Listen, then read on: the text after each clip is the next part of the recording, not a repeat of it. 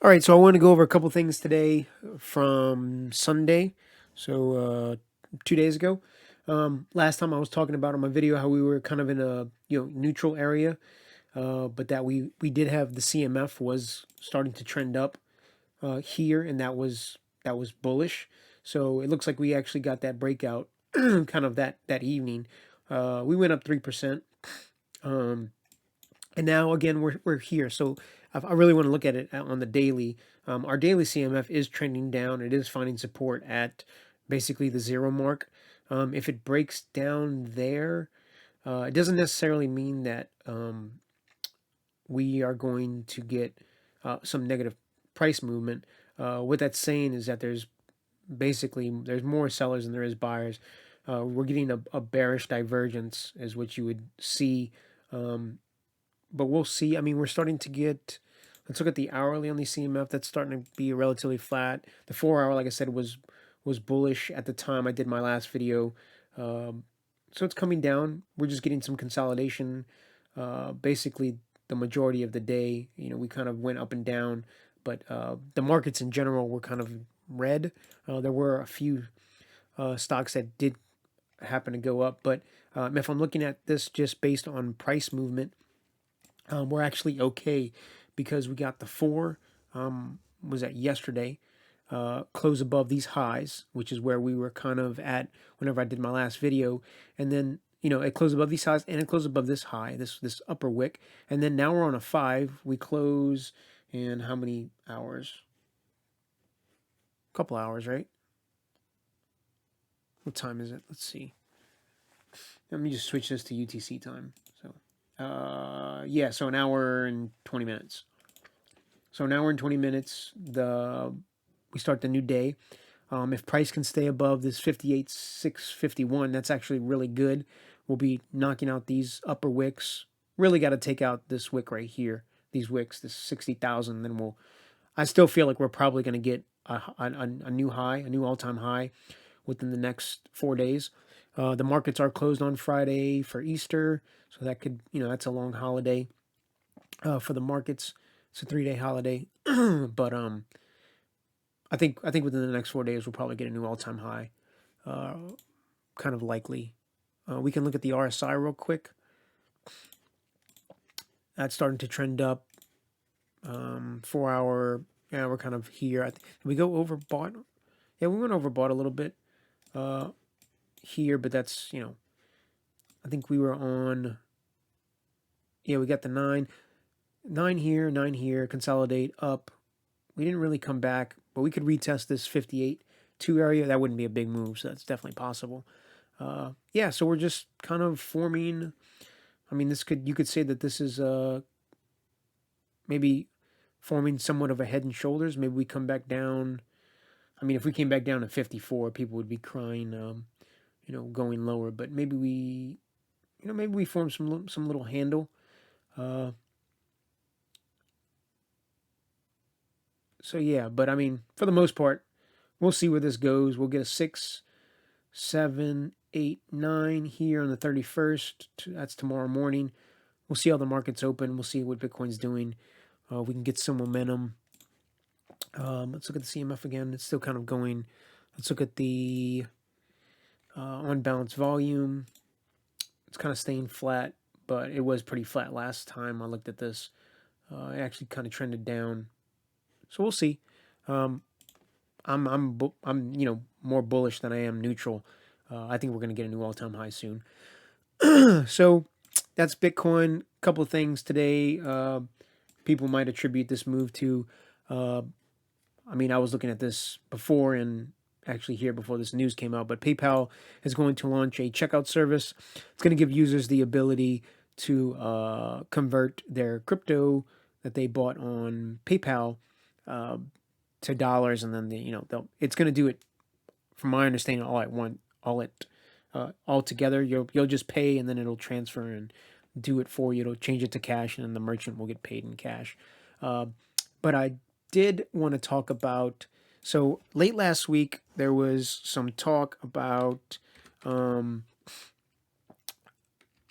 large amount of some particular stocks that had large amounts of volume coming through, and they didn't know who was selling and who was, where. I mean, because it was a lot. It was um, a lot of volume, and it was a lot of shares. Come to find out, there is a hedge fund. I think it's pronounced. Oh, that's not what I wanted. Um, Archegos or Archegos. I think it's called pronounced Archegos. So Archegos is a fund. I'm not going to go into details, but they're a hedge fund. They're supposed to be a family-owned, smaller fund, but come to find out, they actually got a lot of exposure to particular stocks, to Discovery, to Viacom. There was a couple other ones, DSX. There was Tencent, I believe. It's like a music streaming service, I believe. Uh, but they got exposure to all of these companies through swaps through prime brokers. So I'm not going to explain swaps here. Prime broker, you can look that up as well. But that's, banks essentially like Goldman Sachs or Morgan Stanley. They provide particular services to like hedge funds and their customers, because usually their customers are, they're trading larger volumes, and through these swaps they can get large exposure. It's a derivative. They can get large exposure to, you know, they can get larger exposure than what they normally could based on the cash that they usually have on hand. So it's a leverage trade. So here's what happened. So they this hedge fund placed a bet on these particular stocks. I don't know the details of the swaps, but what essentially happened is they got margin called. So their positions started losing, and in order to keep those positions on through those derivatives, through those swaps, the prime brokers that they were dealing with basically said you need more cash in your accounts in order to minimize, basically our risk. Uh, we need more collateral, basically. So and what happened was they just basically said we don't have it. So the fund went bust. So whenever that happens, um, the prime brokers now hold, I mean, they hold the risk. So in order to make sure that they minimize their losses, because these positions had already started going south, they have to liquidate. It's forced selling. They have to liquidate whatever holdings this hedge fund has, in order to minimize their losses. And it's billions of dollars that these prime brokers have lost. So and it has been. I mean, if you look at these have run up a tremendous amount, right? So they basically went parabolic. So I kind of want to show a chart or kind of like an illustration here, where this is like kind of like the way bubbles kind of pop. So um, you have the run up, you have the fall, which they call like a bear trap, and then kind of price recedes, and then eventually it'll go down. So you know a lot of these stocks, a lot of the consensus was that they were trading well above their fundamentals. There's no way that they should have had valuations like they had, and part of it was, hey, maybe this hedge. I mean, because this hedge fund did have large exposure. The numbers are coming out, but it looks like they've had as much as potentially as much as 10 to 15%. Ownership. Basically, they held 10 to 15% of the total shares in existence for some of these companies, and that's a massive amount. If you have like 2%, you could probably move price a good bit. So I mean, they had 10 to 15%. So there's these large volumes that are being sold off. I mean, if I bring up the volume on Discovery, you can probably, yes. I mean, this is the daily. Let's pull up the weekly. It's probably going to be, it's tremendous. So you can see that there was, you know, selling here, and there's large volume, but historically it's usually, I mean, this is really high, but just as of late, you can see that there's larger volumes here. So now everybody knows what's going on. Uh, and I was like, well, okay, is there an opportunity here? Because this is kind of not, this isn't normal. You're basically getting a bust, and this is for selling. So yeah, these companies were probably not worth the valuations that they were. I'm not a fundamental trader. I'm a technical. I do TA, and that's what I look at. So I'm looking at this. I'm like, okay, so we had a price run up. Let me bring up this other TD sequential. So we had a price run up and we hit a 9. So we're looking at retesting areas. So we had an area that we hit the 9 here. We retested that on the weekly. Price just fell. And then even way down here, if it's kind of odd that we found support, but we did, right? This is where essentially the last breakout was, and we found support here. Basically, it wiped. If you held and you bought since the beginning of the year, you got wiped out unless you sold, right? So it's finding support, and then oddly enough, these stocks that run up parabolic, they pull back usually once the sell off happens, anywhere between 60, 65, or 80 to 85%. So we had a pullback of that. So if I go here and I'm looking at where I am, and then I looked at the bottom, not quite 60%, but we had a 55%, but that's still huge. So are we in the area that we could potentially get? And this is for Discovery. This was one of the stocks that was the hedge fund had held large position in. Are we going to get a bounce? So if I start looking at this and I look at that chart, it's high, it gets sold off, and then it bounces. So right now we're kind of in this area, in this Fibonacci area. We're in this area here of 41 to 48. Could we rally?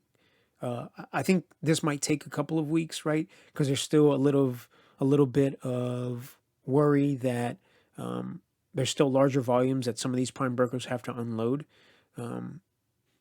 So we had a 7. I think we had a 9 though. Yeah, we had the 9, and look at that bounce right on the 9.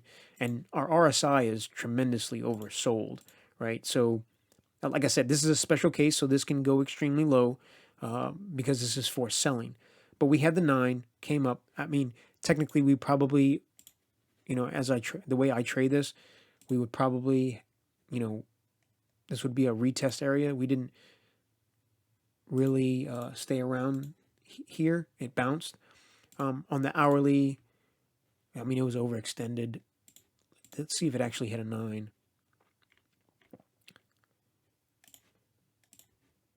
Hit the 9, went a little bit over, so it was close. But as you can see here, you're getting your indicator trending up with your price staying flat. And then also on the CMF, you're probably getting the same thing. Yep. So your indicator is staying flat. Your price is staying relatively flat, but your indicator's trending up. Same thing here. Price is relatively flat. Indicators. So buyers came in. Obviously, you can tell by this wick, and that was an exhaustion area. But is this a good area to where, do I think we're going to get potential buying? If you wanted to enter this trade, you would try to analyze what sort of risk. So if I got in, say, at like 43, I would say this Fibonacci area is going to be support. I can bring in the Ichimoku clouds to see, because those are nice to use as support sometimes. Here's the cloud. There's support there. On the weekly, it's not really much of anything. The daily's probably going to be, we went below it on the 4-hour, but on the daily, we can look at it and see that, the cloud offered some support. The Fibonacci is also there. So you have a couple indicators helping you. We didn't quite get the, 8, 9.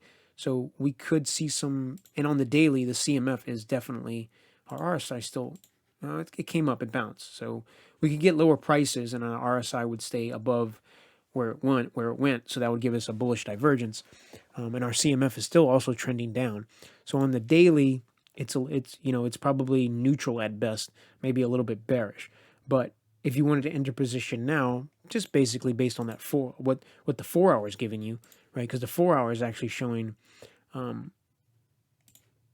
that you could enter. You could have entered. You could have entered on the 9, and you would have done great, right? All within that day, within that candle. You would have done tremendous. 20% in a short amount of time, within like a day. But so where are we looking at? So I'm looking at a bounce. I'm looking at a bounce somewhere, around here, somewhere between, say, 55 and 63, right?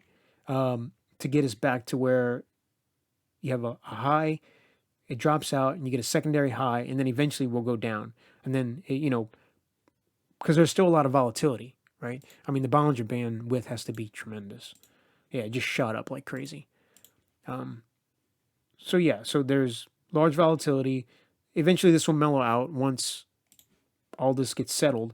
But if you want to play the volatility, uh, we'll just stick with the 4 hour. I'm going to say that we'll go to the daily. I'm going to say that if you entered the trade, even if here or here, if you get a daily close below, so for this one, I would say 39 or just say 40. If you get a daily close below 40, you're most likely going to go lower. So tomorrow, we'll see how this goes. Post market, it's higher. Um, this is still going to be a red 8 unless you get a big, tremendous run up, all the way to, in the 50s, and it stays there. But even if you would get that big wick up, buyers coming in, that would be our target, right? We're just looking for the secondary high. You would exit that, right? And as we look through this, 48 will be resistance. So if it fails there and starts to break down on the smaller time frame around that, then hey, we have a target in mind. It didn't quite get there. We get 10, maybe 8 to 10% return. That's fine. But if we go through there, we get some good momentum. This is going to be a trade that you're going to have to watch as price develops, price action develops, and our indicators develop more.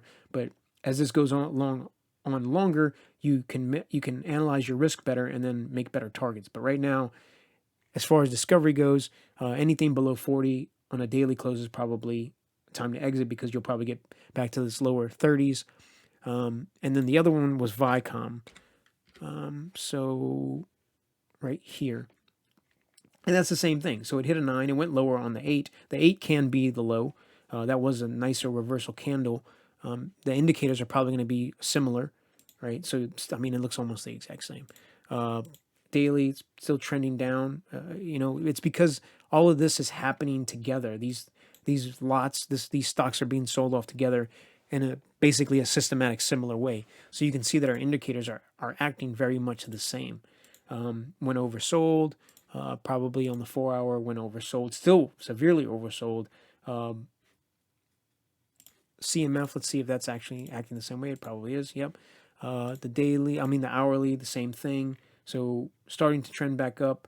If this gets above 0 and breaks, we have a 9 here on the hourly. That's like in the 60, 70 area, which will match our, and they're all finding support in the same kind of area. This one's a little bit different. This one looks like it actually did close below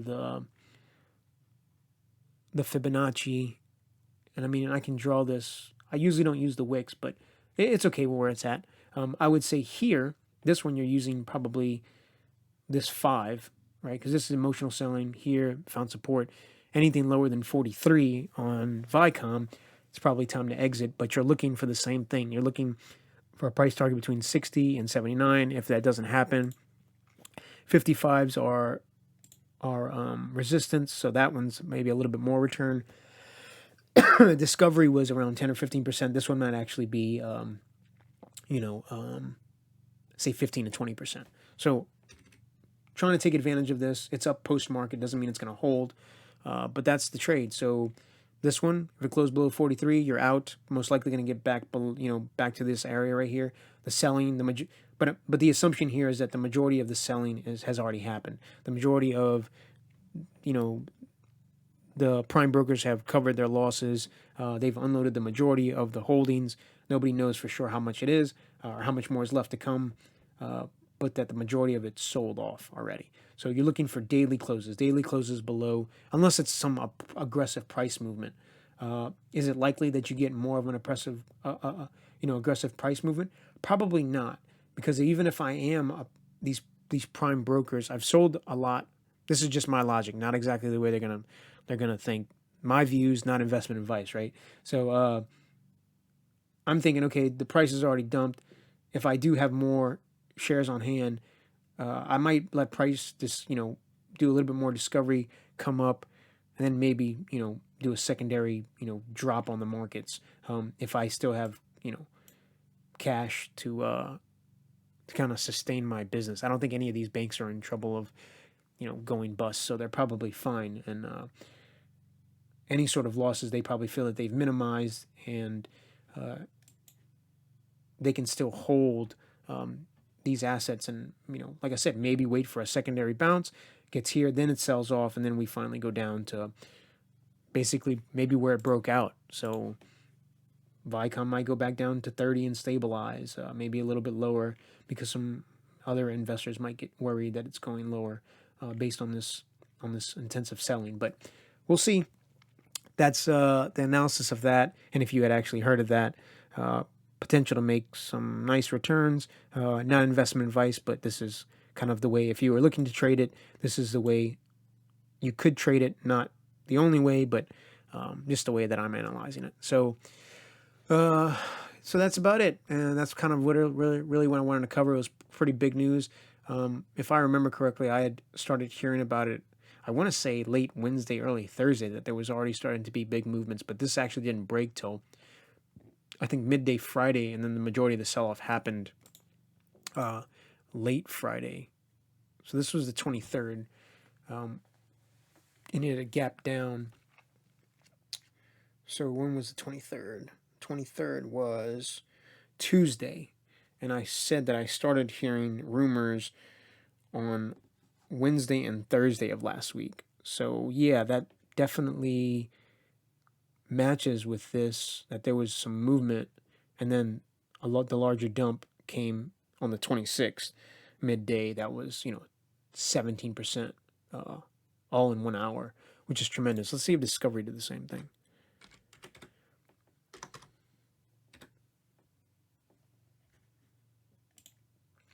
It was a little bit different, but yeah, the majority of it came on that Friday. Yeah, so large drops.